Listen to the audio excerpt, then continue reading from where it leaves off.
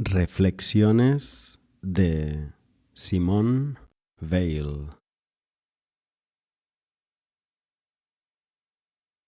La gracia llena los vacíos, pero sólo puede entrar donde hay un vacío para recibirla, y es la misma gracia la que hace este vacío.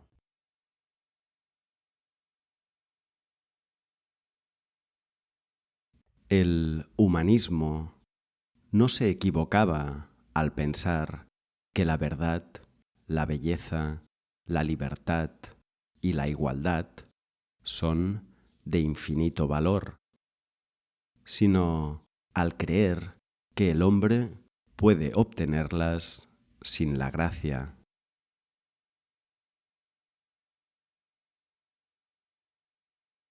El ser humano no escapa a las leyes de este mundo, sino por la breve duración de un relámpago, instantes de tregua, de contemplación, de intuición pura, de vacío mental, de aceptación del vacío moral. Sólo en esos instantes es capaz de lo sobrenatural.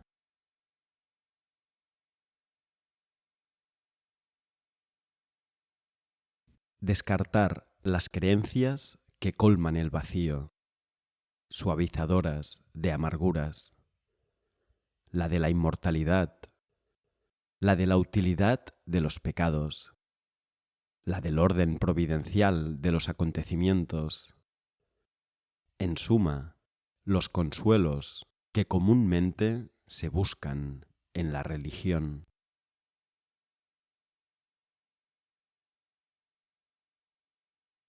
La religión como fuente de consuelo es un obstáculo para la verdadera fe. En ese sentido, el ateísmo es una purificación.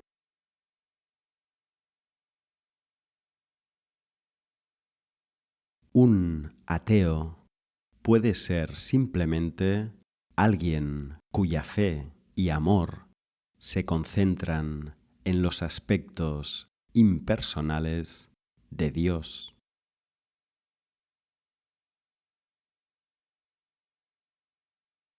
El espíritu no está forzado a creer en la existencia de nada.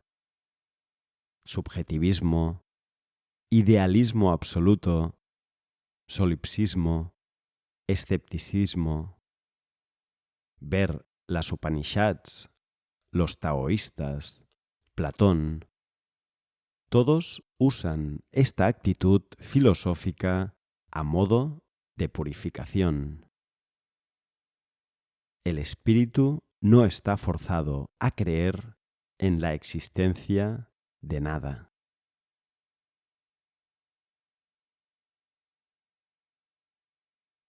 Las doctrinas carecen de propósito en sí mismas, pero es indispensable tener una, aunque más no sea para evitar ser engañado por falsas doctrinas.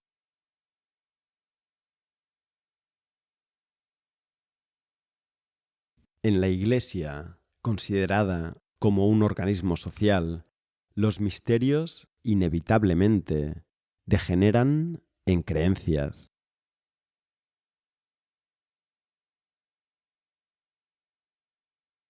Una vez que cierta clase de gente ha sido colocada por las autoridades temporales y espirituales fuera de los rangos de aquellas cuya vida tiene valor, entonces nada llega más naturalmente a los hombres que el asesinato.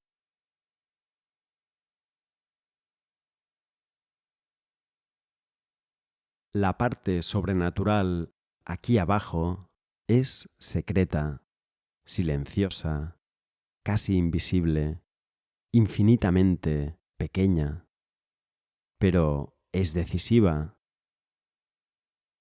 Proserpina no creía que cambiaría su destino al comer un solo grano de granada, y desde ese instante, para siempre, el otro mundo fue su patria y su reino.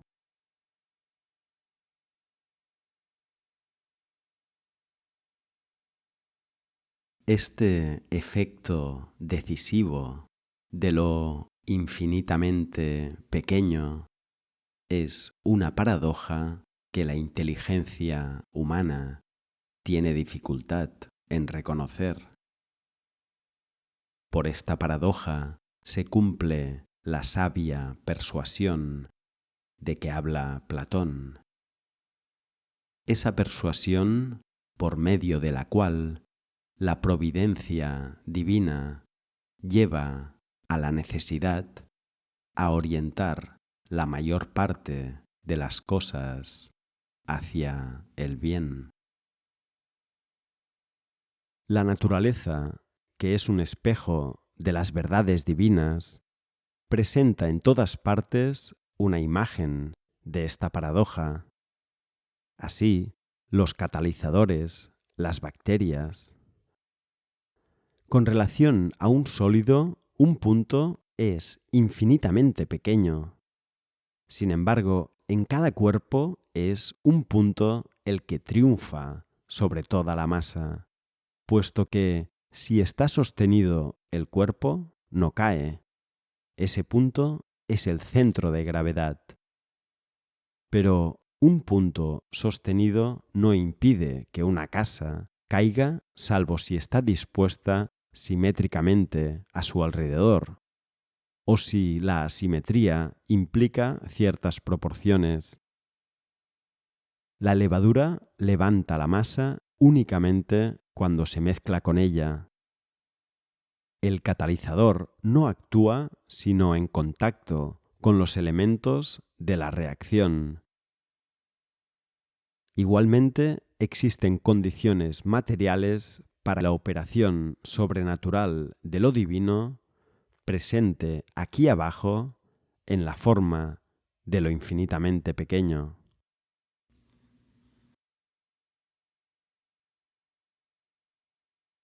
Creer en Dios no es una decisión que podamos tomar.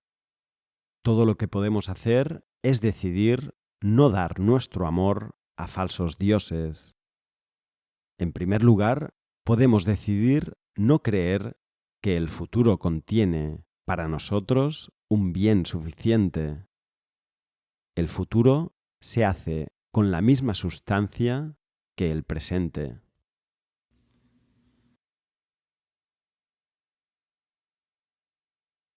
No depende del hombre buscar o incluso creer en Dios. Solo tiene que rehusar creer en todo lo que no es Dios. Este rechazo no presupone la creencia. Basta reconocer, cosa obvia para cualquier mente, que todos los bienes de este mundo, pasados, presentes o futuros, reales o imaginarios, son finitos y limitados y radicalmente incapaces de satisfacer el deseo perpetuamente ardiente en nosotros de un bien infinito y perfecto. No es cuestión de dudar de sí o de buscar. El hombre solo tiene que persistir en su rechazo y un día u otro Dios vendrá a él.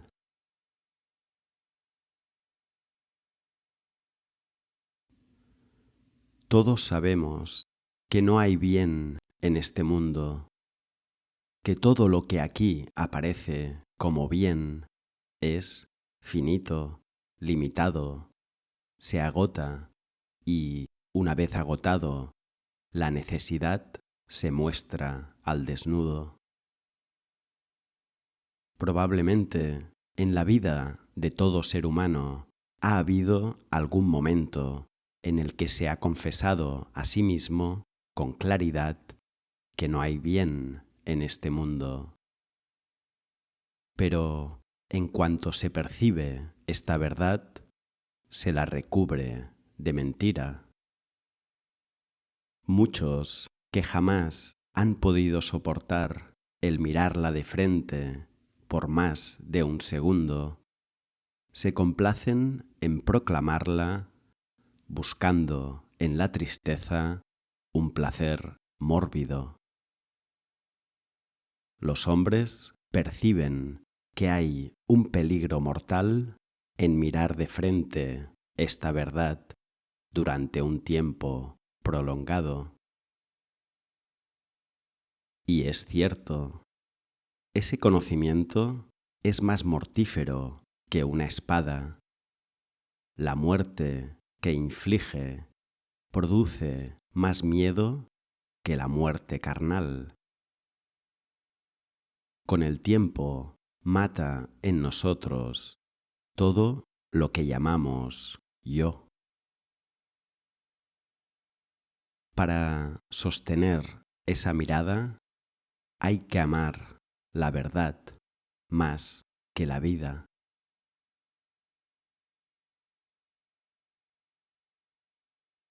Solo Dios es capaz de amar a Dios. Lo único que nosotros podemos hacer es renunciar a nuestros sentimientos propios para dejar paso a ese amor en nuestra alma. Esto significa negarse a sí mismo. Solo para este consentimiento hemos sido creados.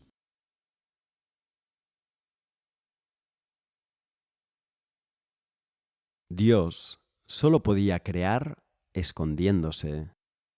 De otro modo, no habría habido nada sino Él mismo.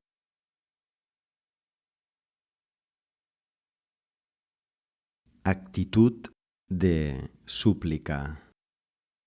Debo necesariamente dirigirme a algo que no sea yo misma, puesto que se trata de liberarme a mí misma.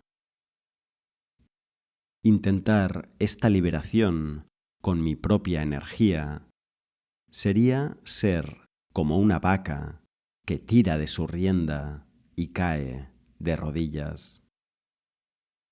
La liberación solo puede venir de lo alto.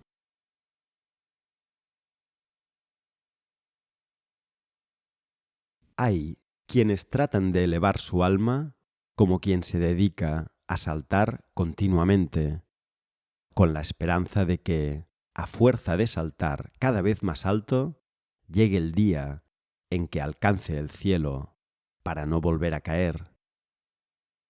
Ocupado en ello, no puede mirar al cielo.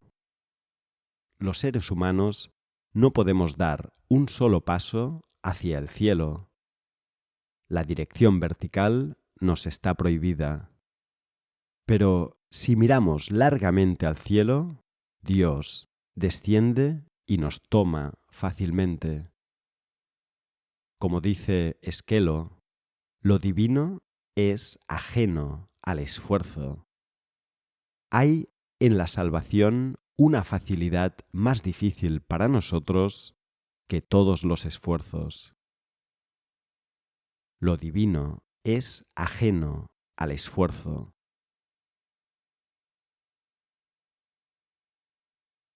En un cuento de Grimm se celebra un concurso de fuerza entre un gigante y un sastrecillo. El gigante lanza una piedra que tarda mucho tiempo en caer. El sastrecillo suelta un pájaro que no cae. Lo que no tiene alas acaba siempre por caer. Dado que la voluntad es impotente para operar en la salvación, la noción de moral laica es un absurdo. pues lo que se llama moral no apela más que a la voluntad y a lo que ésta tiene, por decirlo así, de más muscular. La religión, por el contrario, corresponde al deseo, y es el deseo lo que salva. Lo que no tiene alas acaba siempre por caer.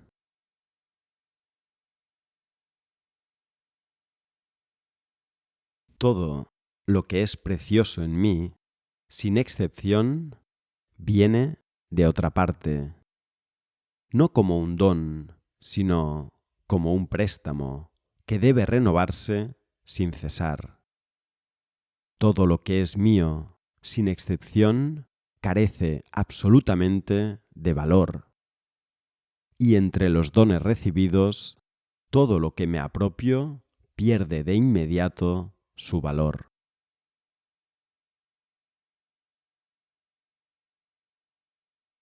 No poseemos nada en el mundo, puesto que el azar puede quitarnos todo. No poseemos nada en el mundo, sino el poder decir yo. Es eso lo que hay que dar a Dios, es decir, destruirlo. No hay absolutamente ningún acto libre que nos sea permitido, sino la destrucción del yo.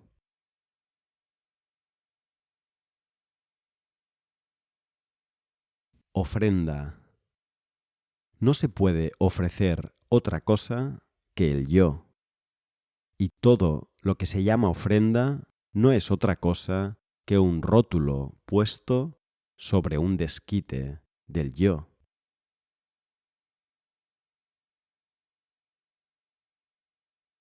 En relación a Dios, somos como un ladrón, al que, habiendo entrado para robar en la casa de un dueño amable, éste le ha permitido quedarse una parte del oro. Desde el punto de vista del dueño legal, este oro es un don. Desde el punto de vista del ladrón, es un robo. Tiene que ir y devolverlo. Lo mismo ocurre con nuestra existencia. Hemos robado un poco del ser de Dios para hacerlo nuestro. Dios nos ha hecho un don, pero lo hemos robado. Debemos devolverlo.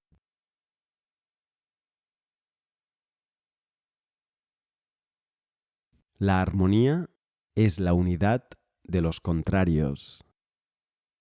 Los contrarios son ese ser que constituye el centro del mundo y ese otro que es un fragmentito dentro de la totalidad del mundo.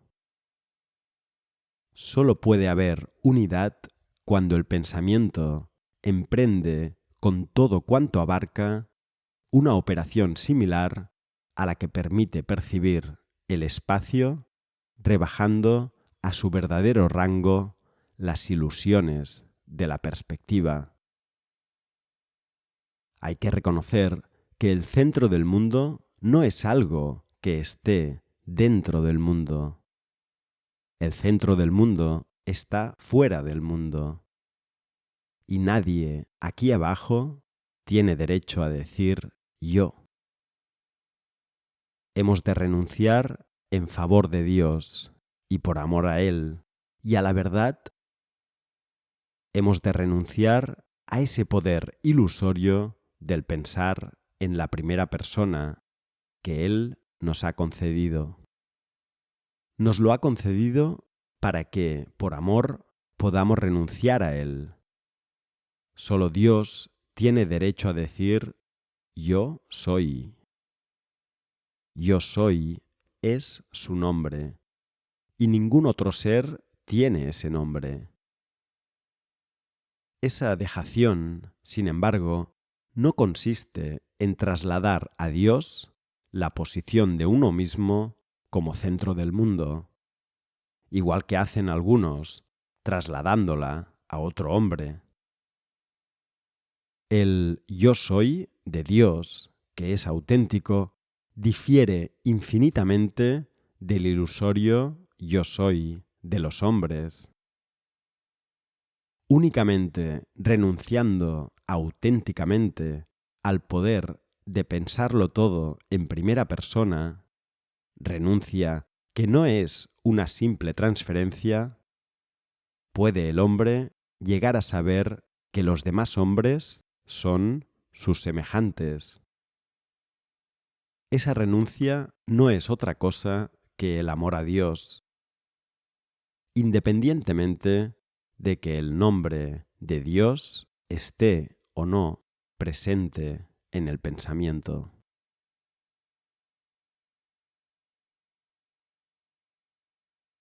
No deseo que este mundo creado ya no me sea sensible, sino que no sea por mí, por lo que sea sensible.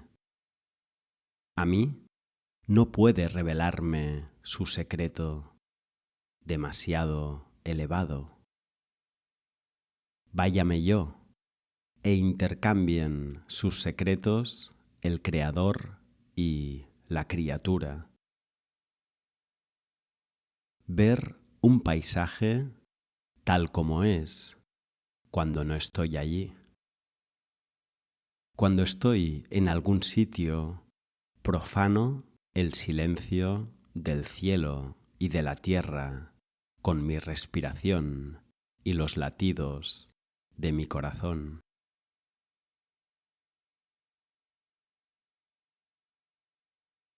No hay que ser yo, pero menos aún hay que ser nosotros.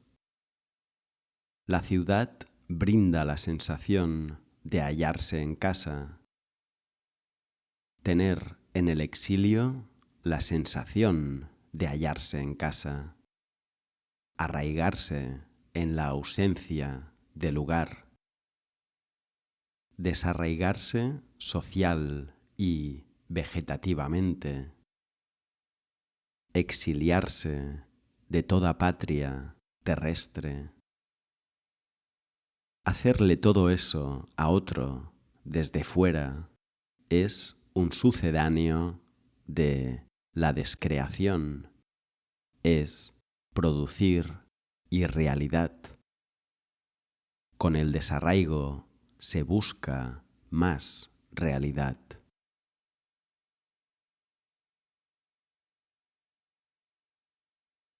Estar arraigada es acaso la necesidad más importante y menos reconocida del alma humana.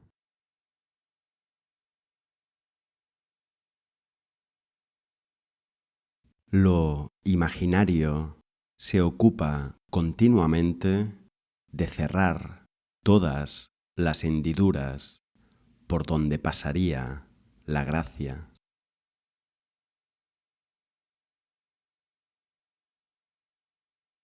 Un criterio de lo real es que es duro y rugoso. En ello se encuentran alegrías, pero no lo agradable. Lo agradable pertenece a lo imaginario.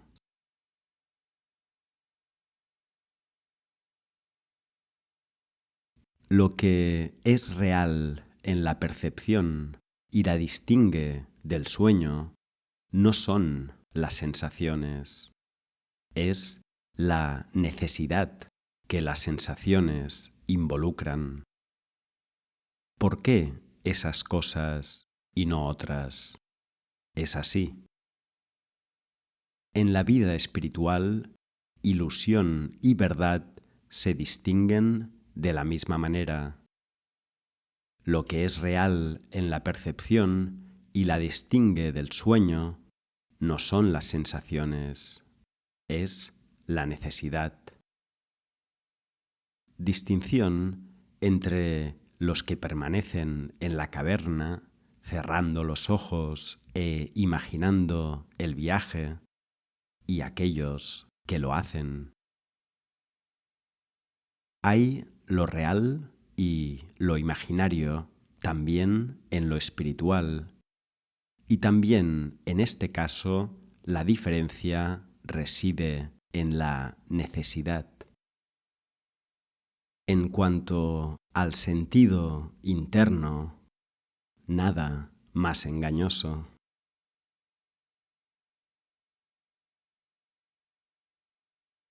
Todos los pecados son intentos de llenar vacíos.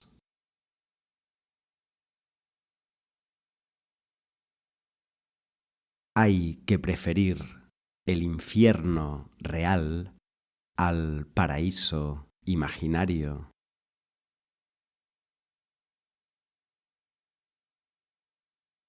Hay algo más que tiene el poder de despertarnos a la verdad. Son las obras de los escritores de genio. Nos dan, bajo el disfraz de la ficción, algo equivalente a la densidad efectiva de lo real. Esa densidad que la vida nos ofrece cada día, pero que somos incapaces de captar porque nos entretenemos con mentiras.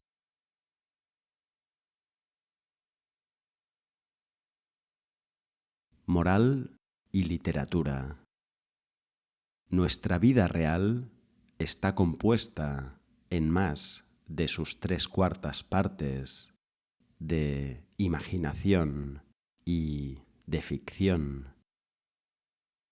Son raros los verdaderos contactos con el bien y el mal.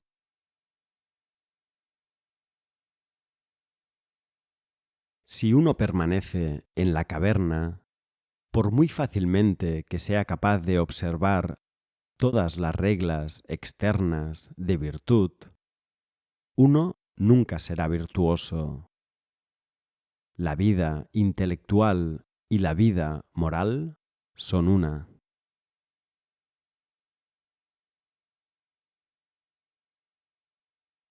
Lo que envilece la inteligencia degrada al ser humano entero.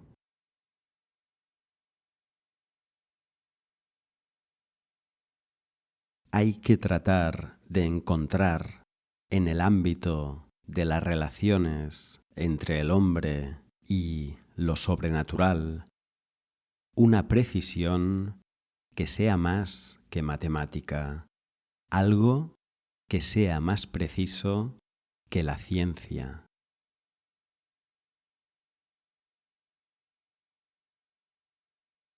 Los sabios tienen que regresar a la caverna y actuar allí.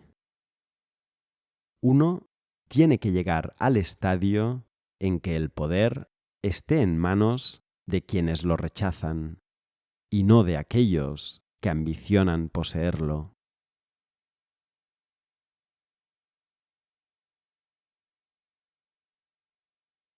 La cultura es un instrumento esgrimido por los maestros para manufacturar maestros que, a su vez, manufacturarán aún más maestros.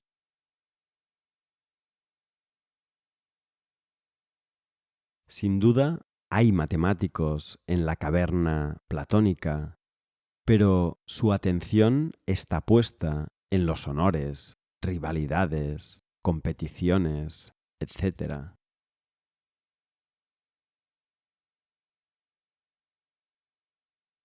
El uso de la razón torna las cosas transparentes al espíritu, pero lo transparente no se ve lo opaco a través de lo transparente, lo opaco que estaba oculto cuando lo transparente no era transparente. Se ve el polvo sobre el vidrio o el paisaje detrás del vidrio, pero no el vidrio. Limpiar el polvo sirve para ver el paisaje.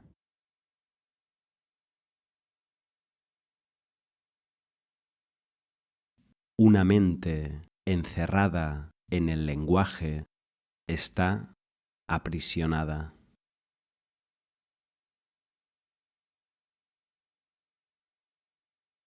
El método adecuado de la filosofía consiste en concebir claramente los problemas insolubles en toda su insolubilidad y luego en contemplarlos, fija e incansablemente, año tras año, sin ninguna esperanza, aguardando pacientemente.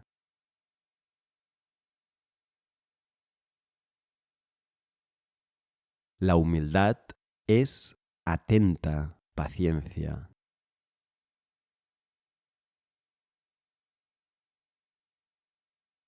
El verdadero genio no es más que la virtud sobrenatural de la humildad en el dominio del pensamiento.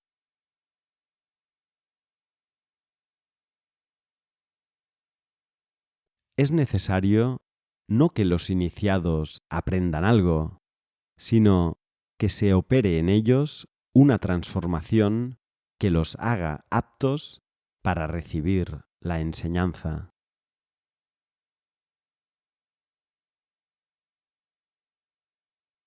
Cuando algo parece imposible de obtener, por más esfuerzos que se haga, indica un límite infranqueable en ese nivel y la necesidad de un cambio de nivel, de una ruptura del techo.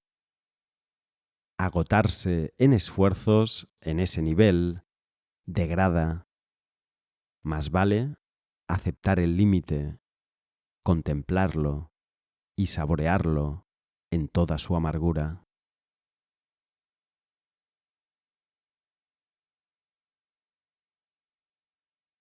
¿Por qué la voluntad de combatir un prejuicio es una señal cierta de que se está impregnado por él? Procede necesariamente de una obsesión. Constituye un esfuerzo absolutamente estéril para librarse de él. La luz de la atención, en casos semejantes, es la única eficaz y no es compatible con una intención polémica.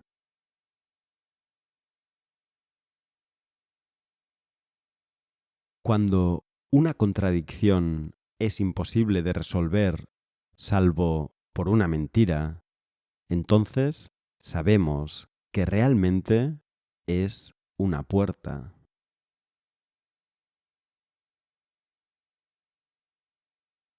La imposibilidad es la puerta hacia lo sobrenatural. Solo podemos golpear, es otro el que abre.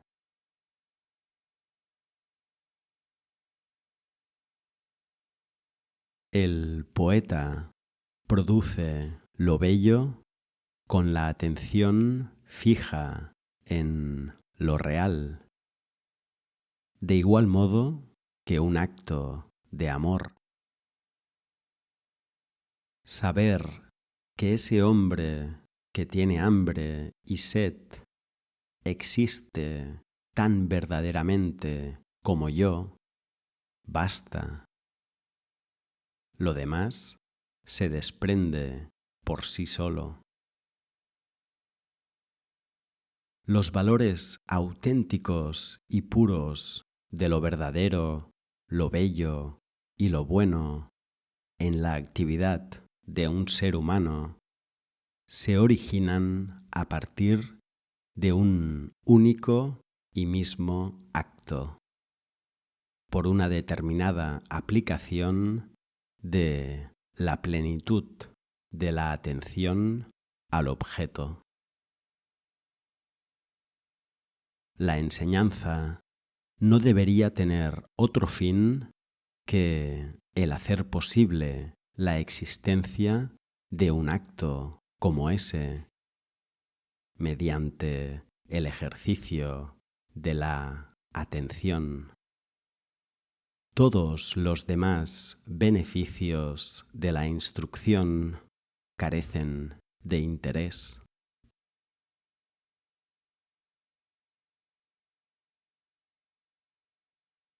En líneas generales, un método para el ejercicio de la inteligencia que consiste en mirar.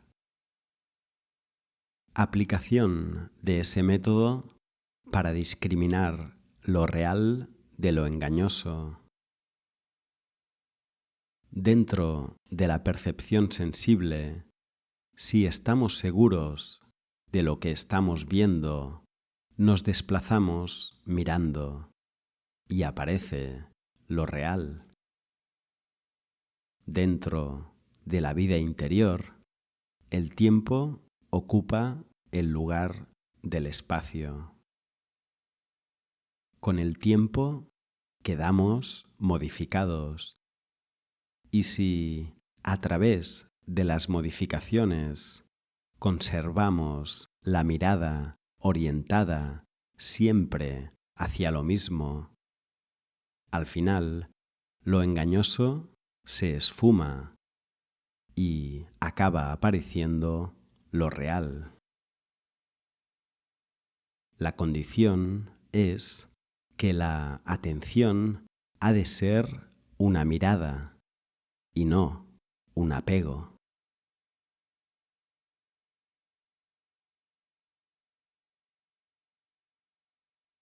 Soledad. ¿En qué consiste, pues, el premio por ella? Pues estamos en presencia de la mera materia, aunque se trate del cielo, de las estrellas, de la luna o de los árboles en flor, de cosas con un precio, tal vez, menor que el de un espíritu humano. El premio consiste en una superior posibilidad de atención. Si se pudiera, en el mismo grado, estar atento en presencia de un ser humano.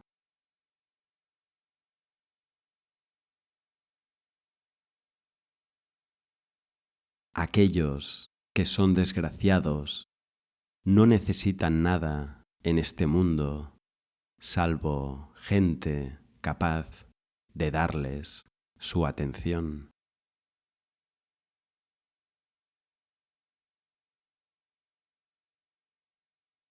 La capacidad de dar la propia atención a quien sufre es algo muy raro y difícil. Es casi un milagro. Es un milagro. Casi todos los que creen que tienen esta capacidad no la poseen. La calidez de corazón, la impulsividad, la compasión no son suficientes.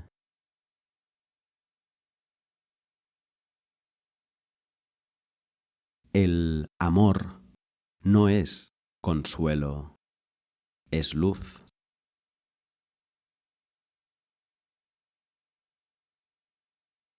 Hay que saber que el amor es una orientación y no un estado del alma.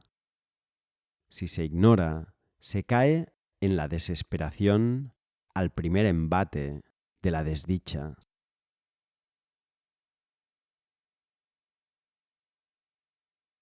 Es porque el único órgano de contacto con la existencia es la aceptación, el amor. Por eso, belleza y realidad son idénticas.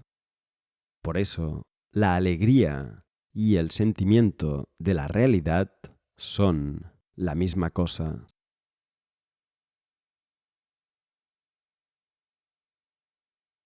El amor tiene necesidad de realidad. Amar a través de una apariencia corporal a un ser imaginario. ¿Qué hay de más atroz cuando uno se apercibe de ello? más atroz que la muerte, pues la muerte no evita que el amado haya sido. Es el castigo al crimen de haber alimentado el amor con lo imaginario.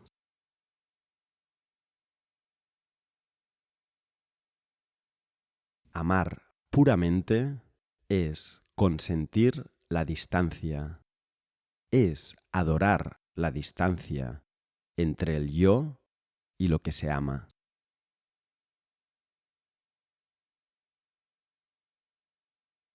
Las mismas palabras, por ejemplo, un hombre le dice a su mujer, te amo, pueden ser vulgares o extraordinarias según la forma en que se las pronuncie, y esa forma depende de la profundidad de la región del ser de donde provienen, sin que la voluntad pueda nada. Y por un acorde maravilloso tocan en quien escucha la misma región del ser. Por eso, quien escucha puede discernir, si tiene discernimiento, lo que valen esas palabras.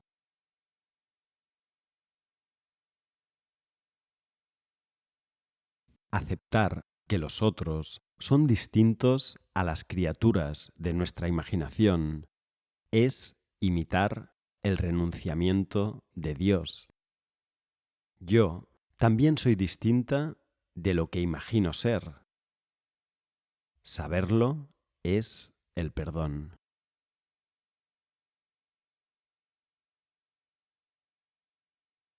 Una mujer muy bella que mira su imagen en un espejo, bien puede creer que ella es eso. Una mujer fea sabe que no lo es.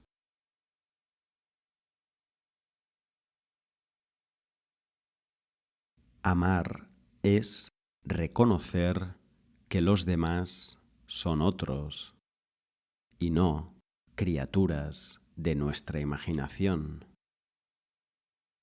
Tratar de amar sin imaginar. Amar la apariencia desnuda y sin interpretación. Lo que entonces se ama es verdaderamente Dios.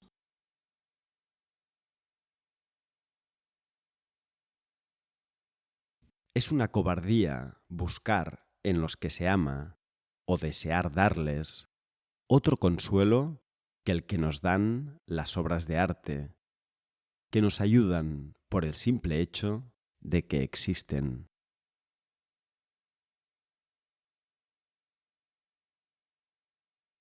El arte es el símbolo de los dos esfuerzos humanos más nobles, construir y abstenerse de destruir.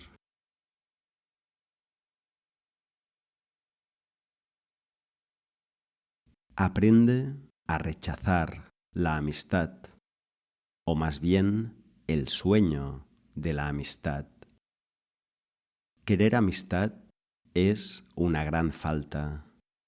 La amistad debería ser una alegría gratuita, como las alegrías que proporciona el arte o la vida, como los goces estéticos. Tengo que rechazarla a fin de ser merecedora de recibirla.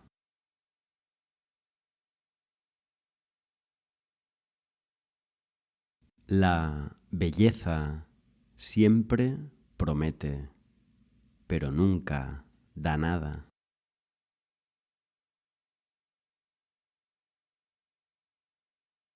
Debo amar que no soy nada. Qué horrible sería si yo fuera algo. Amar mi nada. Amar ser nada. Amar con la parte del alma situada del otro lado del telón, porque la parte del alma perceptible para la conciencia no puede amar la nada, pues siente horror de ella. Aunque crea que la ama, está amando otra cosa distinta de la nada.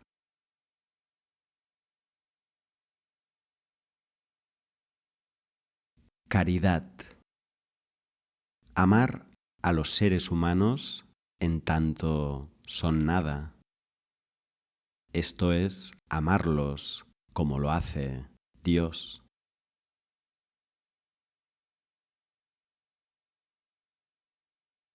Perder a alguien. Se sufre porque el ausente o el muerto se convierte en lo imaginario, es decir, lo falso. Pero el deseo de él no es imaginario. Descender hasta dentro de sí mismo, hasta donde reside el deseo, que es real. Hambre. Uno imagina alimentos, pero el hambre es real. Asirse al hambre.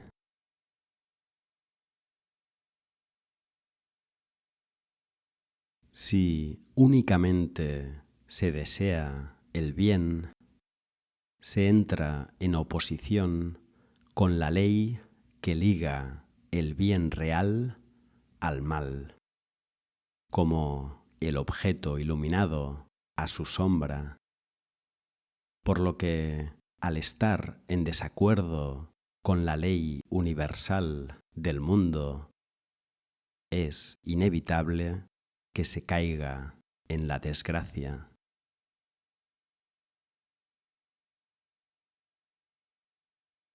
Después de haber pasado por el bien absoluto, se vuelven a encontrar los bienes ilusorios y parciales, pero en un orden jerárquico que no permite buscar un bien sin preocuparnos por el otro. Ese orden es trascendente con respecto a los bienes que relaciona y un reflejo del orden absoluto.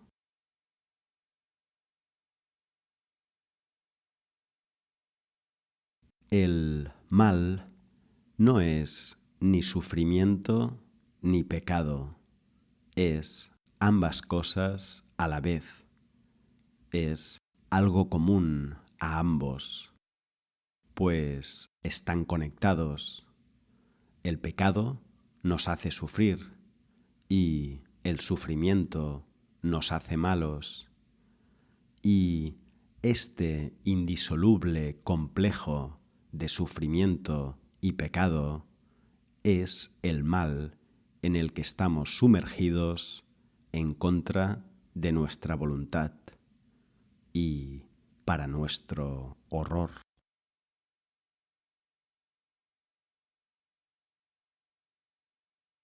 El fuego destruye lo que le alimenta.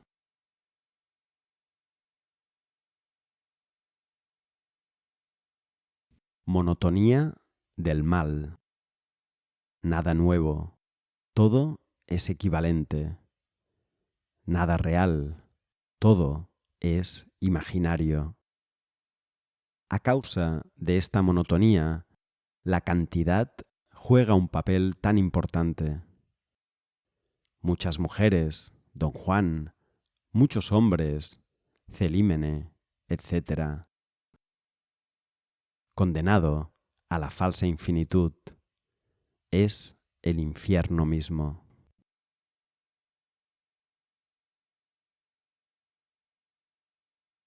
El espíritu que sucumbe bajo el peso de la cantidad no tiene otro criterio que la eficacia.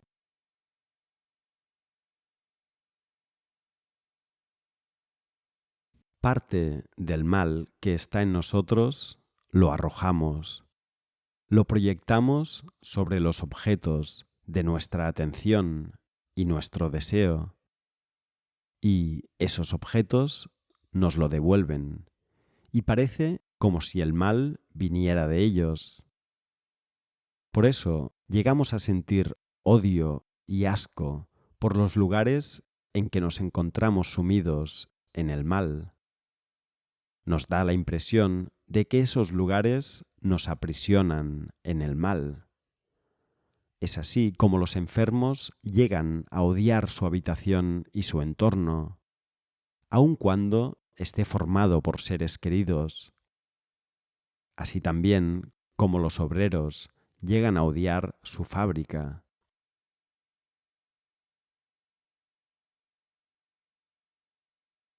Una injuria es la transferencia a los demás de la degradación que llevamos en nosotros.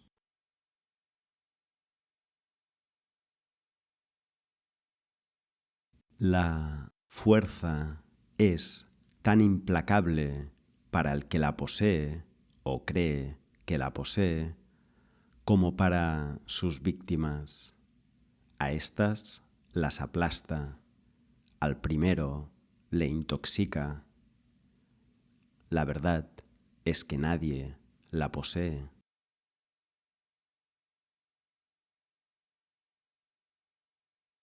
Quien toma la espada, a espada morirá.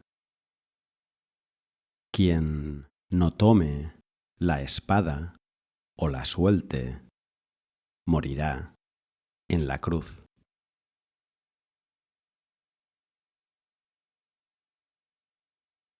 Detentar poder es degradante, poseerlo degrada.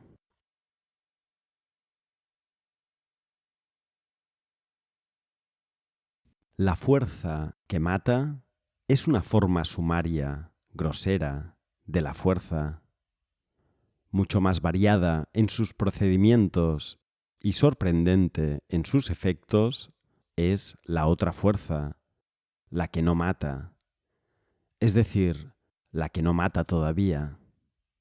Matará seguramente, o matará quizá, o bien está suspendida sobre el ser al que en cualquier momento puede matar. De todas maneras, transforma al hombre en piedra.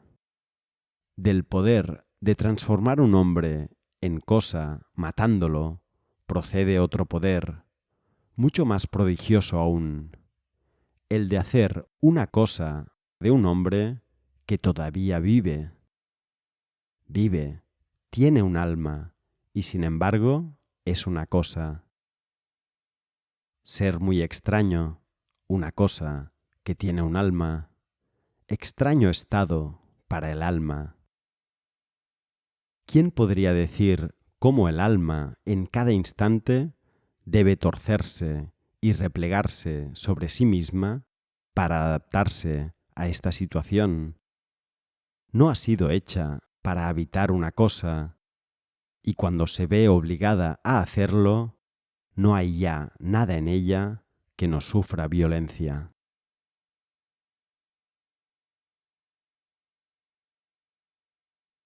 Parentesco del mal con la fuerza y con el ser, y parentesco del bien con la debilidad y con la nada.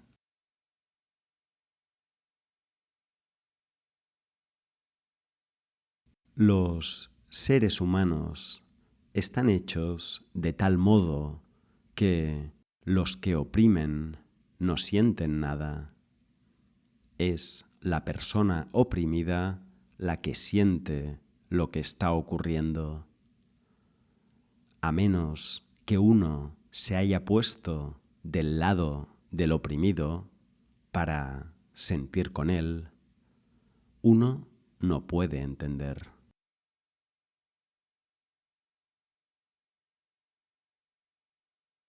Cada vez que padecemos un dolor, podemos decir en verdad que es el universo, el orden del mundo, el que nos entra en el cuerpo.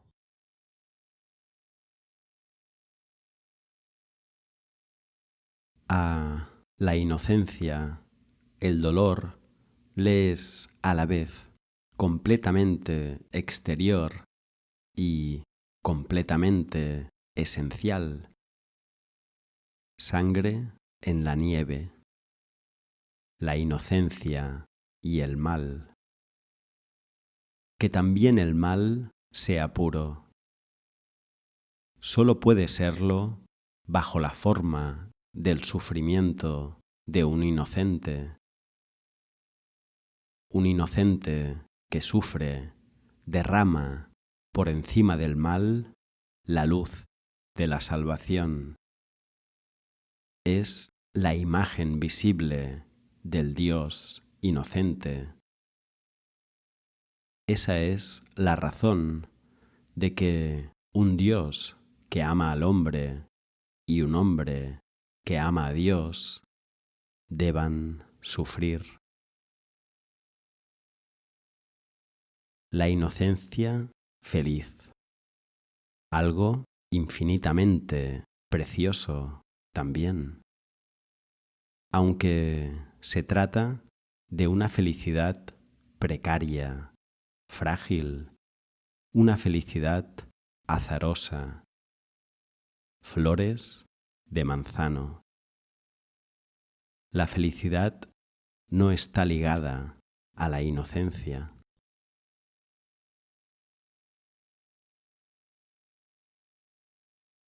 Si estamos padeciendo enfermedad, pobreza o infortunio, creemos que estaremos satisfechos el día en que cese. Pero también eso es falso. Tan pronto como uno se acostumbra a no sufrir, se desea algo más.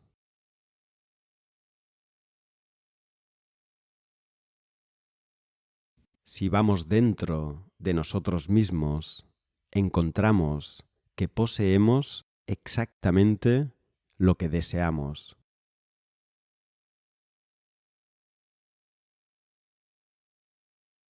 No debo amar mi sufrimiento porque es útil, sino porque es.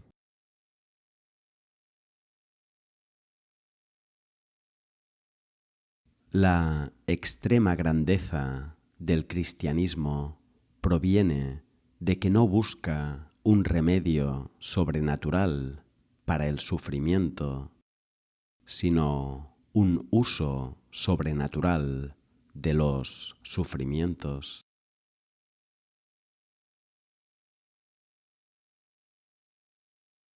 Nos asombramos de que la desgracia no ennoblezca. Es que cuando se piensa en un desgraciado, se piensa en su desgracia. Pero el desgraciado no piensa en su desgracia. Tiene un alma llena de cualquier alivio que pueda codiciar.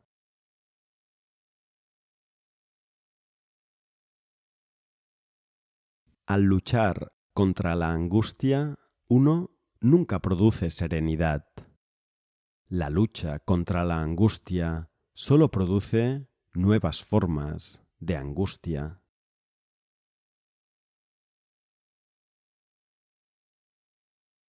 En este mundo, solo aquellos que han caído hasta el grado más bajo de humillación, muy por debajo de la mendicidad, que no solo no son tenidos en cuenta socialmente, sino que son considerados como carentes de esa primaria dignidad humana, la misma razón.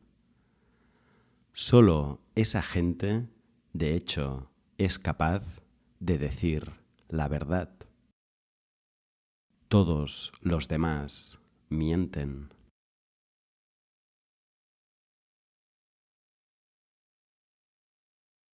La desgracia deja heridas que sangran gota a gota, incluso en el sueño. Así, poco a poco, entrenan a la fuerza al hombre y le disponen para la sabiduría a pesar de él mismo.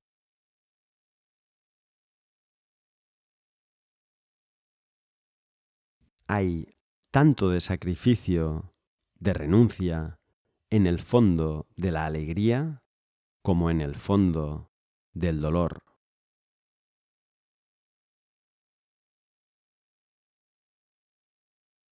Los opuestos no son el placer y el dolor, sino las especies de uno y otro.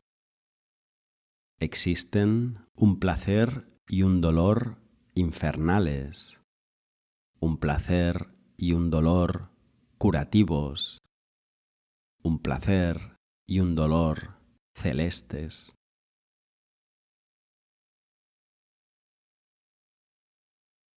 La muerte es lo más precioso que le ha sido dado al hombre. Por esa razón, hacer un mal uso de la misma constituye una impiedad suprema. Mal morir, mal matar. Ahora bien, ¿cómo se puede escapar a la vez del suicidio y del asesinato? Tras la muerte, el amor.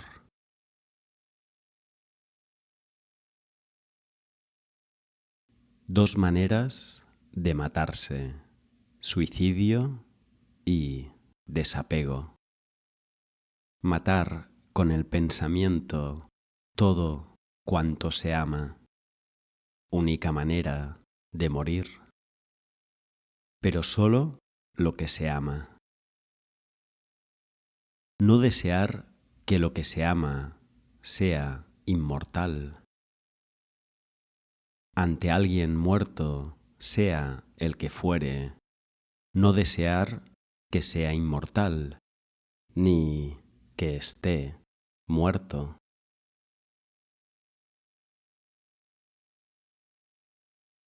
Si el grano no muere, debe morir para liberar la energía que lleva en sí, con el fin de que se formen a partir de él otras combinaciones.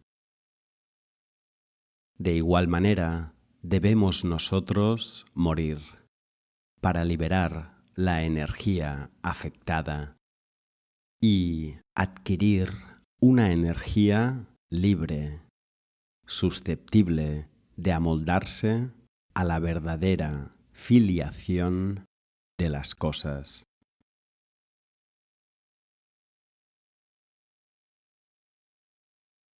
Para alcanzar el total desapego, la desgracia no basta.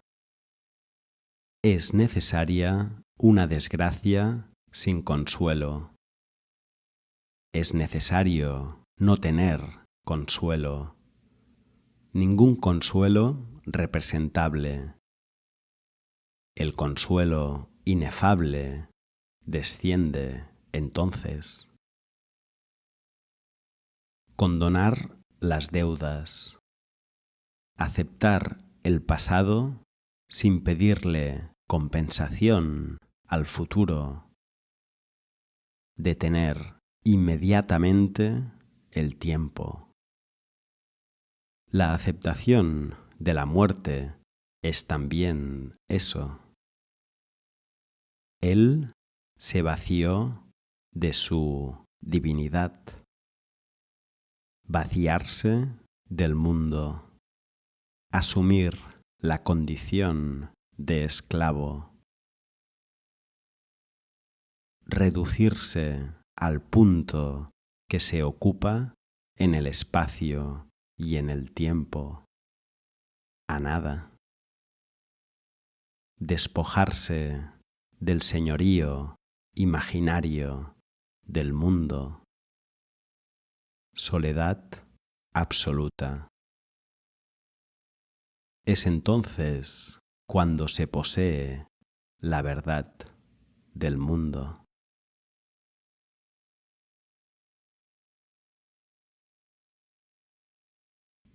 El pasado y el futuro entorpecen el efecto saludable de la desdicha presente, ofreciendo un campo ilimitado a las construcciones imaginarias. Por eso, la renuncia al pasado y al porvenir es la primera de las renuncias.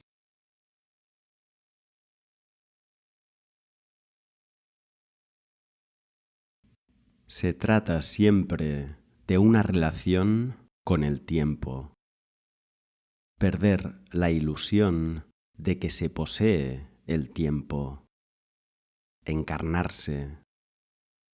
El hombre debe realizar el acto de encarnarse, pues está desencarnado por lo imaginario.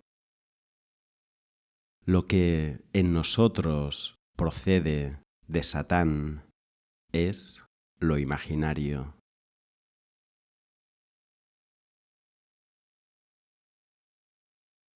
Hablando con propiedad, el tiempo no existe, salvo el presente como límite. Y, sin embargo, es a eso a lo que estamos sometidos. Esa es nuestra condición. Nos hallamos sometidos a lo que no existe. Tanto si se trata de la duración padecida pasivamente, dolor físico, espera, pena, remordimiento, miedo, como del tiempo dirigido, orden, método, necesidades. En ambos casos, aquello a lo que nos rendimos no existe. Pero nuestro sometimiento sí existe. Estamos realmente atados a irreales cadenas. El tiempo irreal tiñe todas las cosas y a nosotros mismos de irrealidad.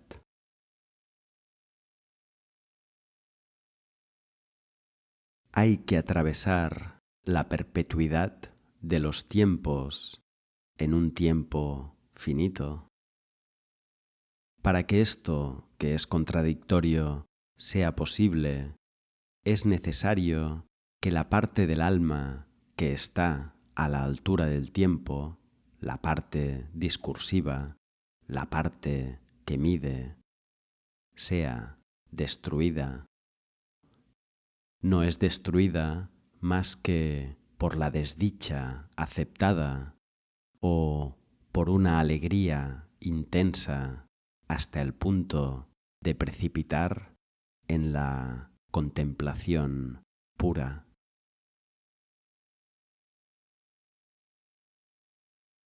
Desgracia.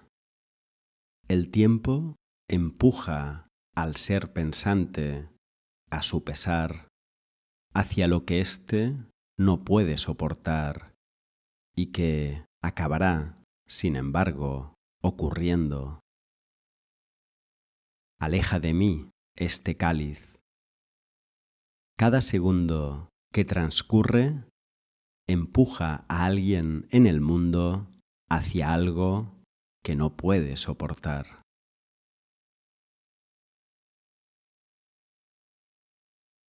La miseria humana resultaría intolerable si no se hallara diluida en el tiempo.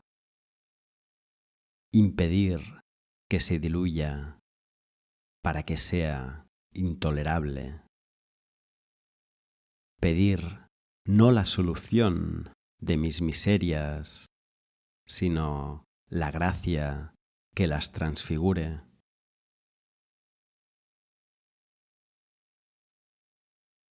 Destrucción de Troya. Caída de pétalos de árboles frutales en flor.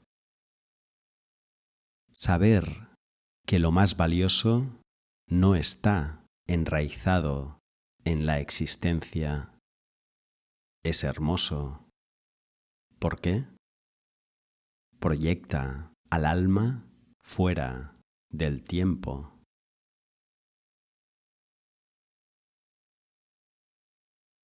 De manera natural, no tenemos noción más que de las realidades de este mundo.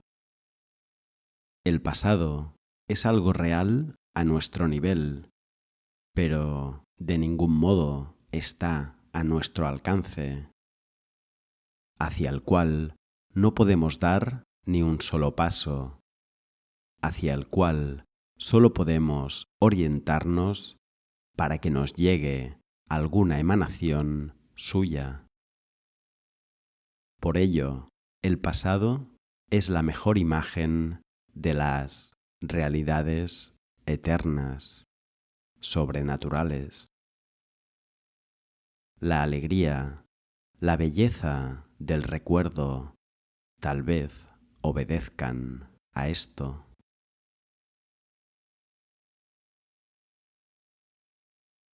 El olvido, de nuevo, una imagen de una profundidad insondable.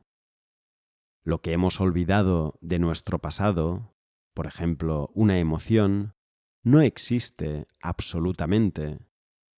Y sin embargo, las cosas de nuestro pasado que hemos olvidado no conservan menos la plenitud de su realidad, la realidad que les es propia, que es realidad pasada, que no es existencia, pues hoy el pasado no existe.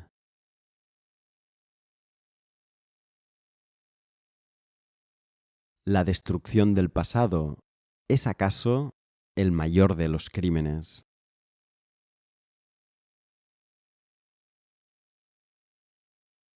Nada puede tener como destino otra cosa que su origen.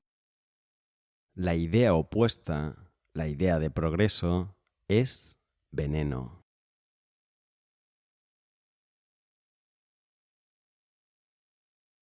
El gran error de los marxistas y de todo el siglo XIX ha sido creer que al marchar hacia adelante se sube en el aire.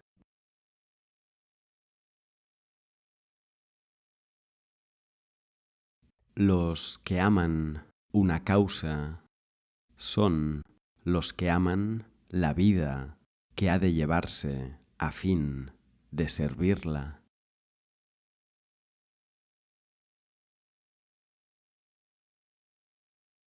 Toda vida perfecta es una parábola inventada por Dios.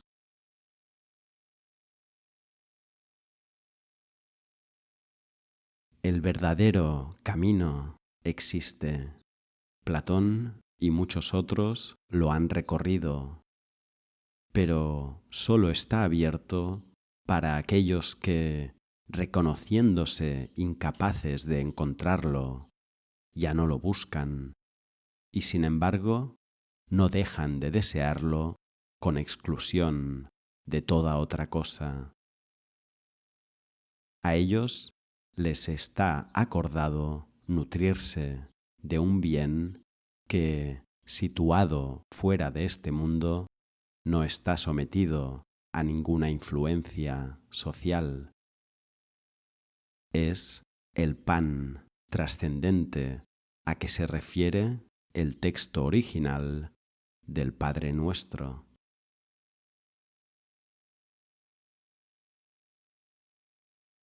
La gracia llena los vacíos, pero sólo puede entrar donde hay un vacío para recibirla, y es la misma gracia la que hace este vacío.